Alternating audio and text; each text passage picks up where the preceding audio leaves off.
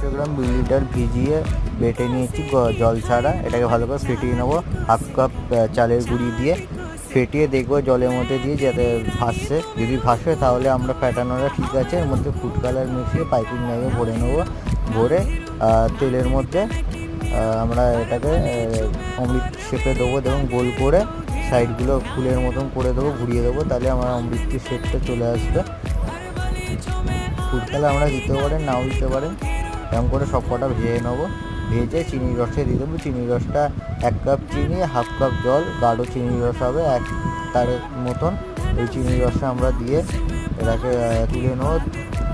দেখুন আমি চিনির রসে ভেজাবো, ভিজিয়ে 2 মিনিট রেখে তুলে নেবো গাঢ় চিনির রস। সেরকমভাবে আমাদের অমৃতটি হবে।